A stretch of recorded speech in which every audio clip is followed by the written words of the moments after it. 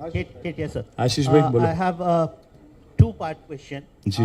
First about Pawan Kalyan. Yesterday we witnessed, in fact, all the channels. उसका जवाब मैं तेलुगु में देना चाहता हूँ. Yeah, you can choose whatever language. But I just wanted to understand, Pawan Kalyan, in fact, specifically names BRS. He says that BRS has changed its name from TRS. They have constituted party unit in Andhra Pradesh. While they have constituted party unit in Andhra Pradesh, now they are opposing Janasena activities in Telangana. Where did we oppose it? Where did we oppose it? That's what Pawan Kalyan says. It has. He didn't say it, by the way. Don't put words in his mouth. No, He didn't say it. He has mentioned BRS. He has sir. not mentioned BRS at all. He did not say it. Let me answer Yes. your question first. Let me answer this question first. See, తెలుగులో చెప్తాను, మీకు కూడా కొద్దిగా తెలుగు వస్తుంది కాబట్టి. See, ఈ దేశంలో ఏ నాయకుడైనా ఏ నాయకురాలైనా ఒక పార్టీ పెట్టవచ్చు. పార్టీ పెట్టి ఎక్కడైనా పోటీ చేయవచ్చు. ఏ ప్రాంతంలో అయినా ఏ రాష్ట్రంలో అయినా నిరభ్యంతరంగా పోటీ చేయొచ్చు. ప్రజాస్వామ్య భారతదేశంలో అది అందరికీ ఉన్న హక్కు, రాజ్యాంగం ఇచ్చిన హక్కు, బాబాసాహెబ్ అంబేద్కర్ ఇచ్చిన హక్కు, అందులో ఏం అనుమానం అక్కర్లేదు.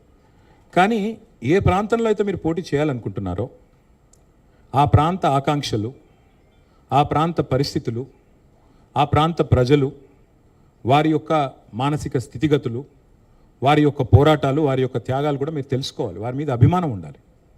నేను అడుగుతా ఉన్న పవన్ కళ్యాణ్ గారిని వాళ్ళ, మీరు కొత్తగా పోటీ చేసేది ఏముందండి? జనసేన 2023లో పోటీ చేయలేదా? మీరు చేశారు కదా అసెంబ్లీ ఎన్నికల్లో. మొన్న మున్సిపల్ ఎన్నికల్లో కూడా పోటీ చేశారు కదా 350 వార్డులో. కొత్తగా చేసేది ఏముంది?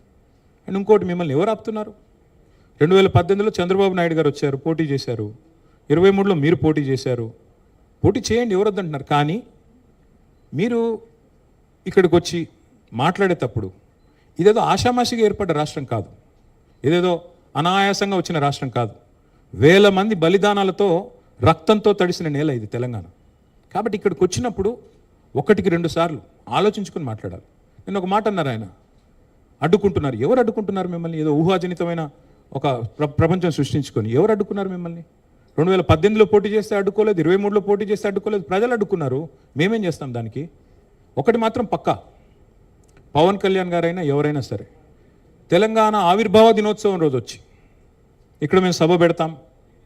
అది కూడా గతంలో నేను తెలంగాణ ఏర్పడ్డప్పుడు నాకు ఆ విభజించిన పద్ధతి నచ్చలేదు. ఒక ఆయన అంటాడు తల్లిని చంపి బిడ్డను బతికించారంటాడు, ఇంకొక ఆయన విభజించిన పద్ధతి నచ్చలేదు అంటాడు. ఇవన్నీ ఏంటంటే తెలుగు హైదరాబాదీ అల్ఫాజ్ మే బోల్నా అయితే గుమా ఫిరాకి బోల్నా బోల్తే ఇసుకో.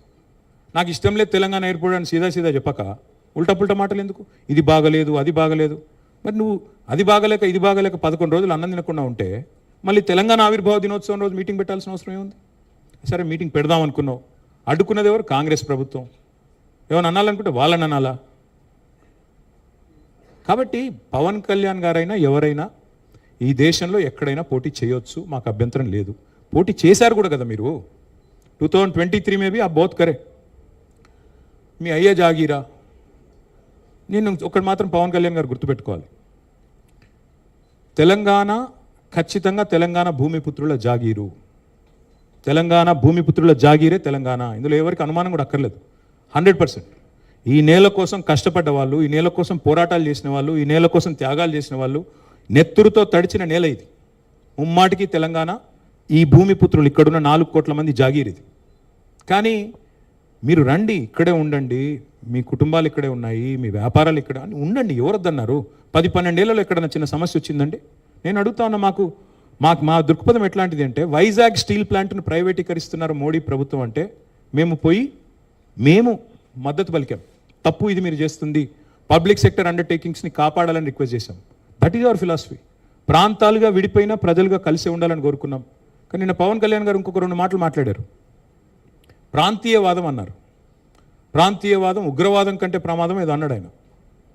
నేను వారికి గుర్తు చేస్తా ఉన్న, ప్రాంతీయవాదం అంటే మరి పొట్టి శ్రీరాములు గారు 58 రోజుల పాటు ఆత్మ బలిదానం చేసుకున్నారే, పోరాటం చేసి మద్రాస్ ప్రెసిడెన్సీ నుంచి వేర్పడి తెలుగు రాష్ట్రం కావాలి, లింగ్విస్టిక్ బేసిస్గా రాష్ట్రాలు ఏర్పడాలి అనే ఒక ఆకాంక్షతో వారు ఏదైతే పోరాటం చేశారో, లింగ్విస్టిక్ బేసిస్కి వారికి సంబంధం లేదు.